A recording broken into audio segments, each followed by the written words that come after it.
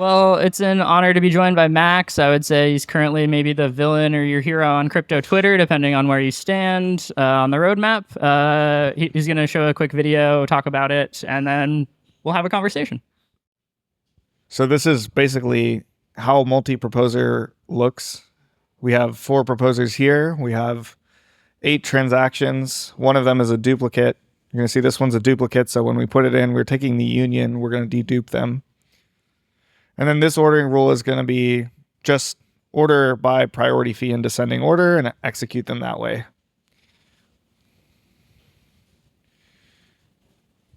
So pretty simple. That's basically how multi-proposer with priority ordering works. Here's an alternative ordering, which we call execution flags. Transactions can specify an execution flag, which basically says, I want to touch a certain contract. And then you're going to see with the orange flag what happens. When we reach an execution flag, we pull up all of the other transactions with that flag and we execute them as a batch. So yeah, forgive the timing on the reordering takes a bit, but the video is only 1 minute and 40 seconds.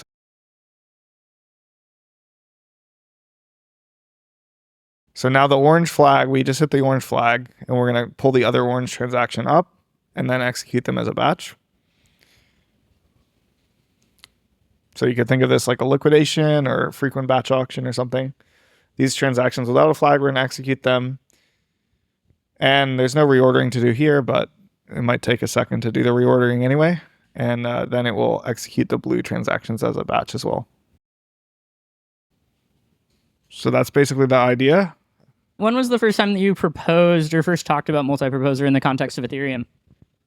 Yeah, so I guess we're definitely not the first to talk about multi-proposer. There's plenty of other ecosystems that have it. But we wanted it for a very specific reason, which was censorship resistance. And the basic idea was we were looking at LVR, we were looking at this problem of arbitrage and MEV, and the obvious solution for what to do about it was just to run an auction. But then we realized you actually can't run an auction because of this censorship attack. So here's how the attack goes. You have basically a $1,000 item for sale and you try to run an auction and all the bids have to come in one block. Well, the proposer now has the power to censor any bids that they don't like. So if the proposer values the item at $1,000, then unless the bids pay a $1,000 tip, basically they're going to not include any bids that are not their own, submit a stink bid, which is maybe for like 1 cent, and win the item for 1 cent. And that basically breaks all auctions. So we needed a solution for censorship resistance, and this was the thing we came up with. Why do you think it's being rehashed or revisited now in the context of Ethereum's current roadmap? Well, I kind of gave up on pushing. I thought it was a really good idea. I just kind of gave up because it didn't seem to get any traction. And then like the week before Brussels, Vitalik like messaged me. He was like, I'm incredibly bullish. I've thought about it for the last 20 minutes. I've suddenly become incredibly bullish. So then I kind of renewed my efforts and we are trying to bring a concrete spec, which we call Braid, and do some work around the ordering rules as well. So that's kind of why I think it gained some traction. I think Dan as well from Paradigm was already kind of getting to being bullish. And then I did a talk like 2 weeks ago at a Paradigm Research Day that kind of flipped a lot of people as well. And that's what people saw on Twitter. So what's the state of it right now? You're currently speccing it out. I saw your talk with on Braid with the Paradigm folks. It seems like they're getting involved. What's the current status? Yeah, I think my current #1 focus is basically making sure Braid is as ready as it can be and proving, especially I think we don't do enough proving of properties when we propose ideas. We just kind of say, here's execution tickets or here's this. And then we wait for, Tim Roughgarden or somebody to prove that it works. So my goal is to bring a concrete spec to the table and say, here's how it works. Here's the proofs. Please tell us if there's a mistake so we can correct it. But hopefully we know how to write proofs and the proofs are correct. And so the argument isn't about can we do multi-proposer, but is this worth the complexity? Should we eat the complexity here? Does it give us? Are those actually worth all this effort? Is it good in the trade-off space? Right. Whereas I feel like now a lot of the discussion is more about whether it can be done. I think it can be done, but I think we need to demonstrate that. who out there genuinely doesn't think it can be done? Like, are there any like notable proponents that are like, this simply will never work, right? Like, as you said, there's people who have tried it. I think that there's maybe flavors of multi-proposer in the spectrum, or the spectrum of multi-proposer in production, but like, are there any notable haters out there? I don't think it's about hating. It's more just like the kind of FUD that's like, oh, I don't know if this will work. It's not anybody who says, I have a concrete mathematical argument for why this is impossible. It's more like, oh, we are not really aware whether this will work or not. That makes sense. And so, in the context of Ethereum's roadmap, what do you see this impacting, right? Like, let's say Ethereum is excited about this. I know that it changes a bunch of things in the roadmap, right? It changes single slot finality. It changes a lot of the base rollup roadmap. It changes a lot of things. Like, how are you thinking about that? And what notable highlights would you flag as it changing in the roadmap? Yeah, so there's no question that this is going to increase complexity. Like, I'm not going to sit here and tell everybody that this is not going to increase complexity, but at the same time, it gives us a lot of properties that we need to reduce complexity elsewhere and eliminate the need for additional complexity for other gadgets. So basically, the entire Scourge section of the roadmap, inclusion lists, EPBS, execution tickets, MEV burn, all this stuff can go away and be replaced by multi-proposer. And in Vitalik's words, like, if we eat the complexity, we can get rid of all this other complexity. So I think we should kind of eat the upfront cost of the complexity and get rid of all these other little gadgets.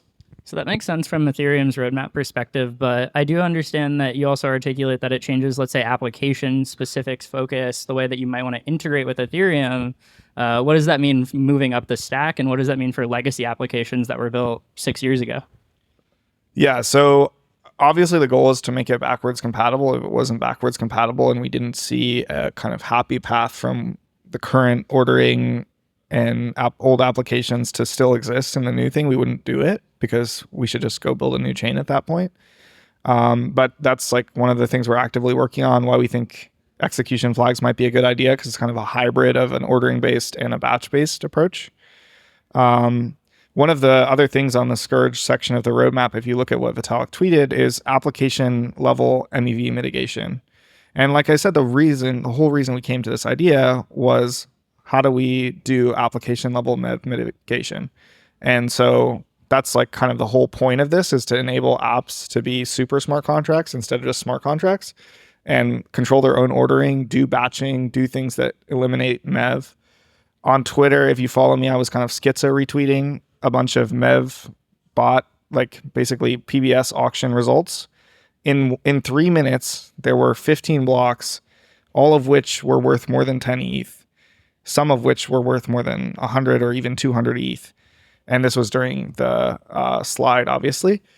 And that is just like almost an exploit level attack on Ethereum's users that happened because we don't have censorship resistance, and we don't have apps that are built to use censorship resistance.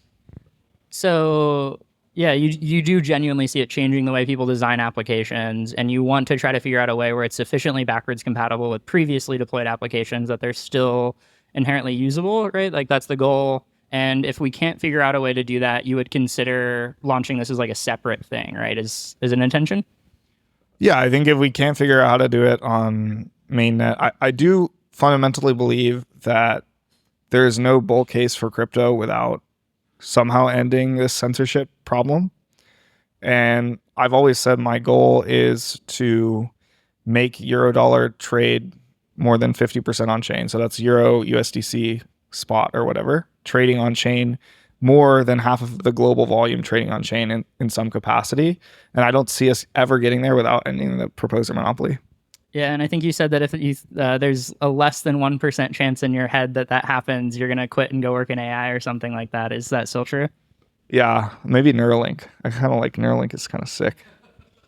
It is pretty cool. So you see ending the proposer monopoly as like the biggest thing in the Ethereum roadmap. Like, what does that mean for infrastructure, things that are predicated and built around the proposing monopoly? I'm not going to call it any PBS pipelines, but... Yeah, I think they're going to have to adapt and overcome and maybe die if they're not useful anymore. It's not great to have a bunch of brittle infrastructure that's built around the current system. I don't think anybody wants that, even Flashbots. So we want ePBS somehow. That's clearly something that's a desiderata of the roadmap. How we get there, I think, is an open question, but this is one way to get there. You said earlier that this like alleviates or removes a lot of things on the roadmap, and you articulated that ePBS was one of them. How does this solve ePBS at the same time while like removing it from the roadmap? Yeah, so like ePBS would be because block building is a difficult task right now, and the reason it's a difficult task is because this proposer monopoly is valuable but hard to capture. We have PBS. So if we get rid of the proposer monopoly, the need for PBS and the importance of PBS and the ability for PBS to result in censorship will go away. And so the need for ePBS on the roadmap would go away. We also get MEV burn because we can burn the priority tips that you saw. These are all like basically alternative ways to get to the goals of the roadmap. That makes sense. I think just for the sake of time, I know people have been here all morning. We sincerely appreciate all of you. If you could change anything else in the Ethereum roadmap, is there anything that comes to mind? Yeah, I have a EIP 1559 endgame proposal. I'll be talking about it at SBC on Friday, so I won't go into too much, but it's not a big change. It's more of a parameter adjustment, a automatic parameter adjustment that just I think will make everybody like 2% better off. And I think we need to do more changes like that in Ethereum that are, we can talk about the big changes that excite everybody, and like the VCs love to talk about them, and they can like fund new companies based on that. But at the same time, we leave behind these, 2%, 1% parameter adjustments. And if we do enough of those, that's actually massive as well. So it's more of a smaller change, but EIP 1559 endgame is on the roadmap as well. And I don't think anybody's thinking about it. So we're going to be talking about it on Friday at SBC. Very exciting. Is there anything else that you think the crowd should know, or anything else that you'd want to share with us while you're here? And the proposer monopoly. And the proposer monopoly. You did not hear it first, but you will hear it a lot this week, I'm sure. Thank you all so much for joining us. This has been a wonderful day at the Variant offices. Thank you to all of our wonderful speakers, and give Max a round of applause.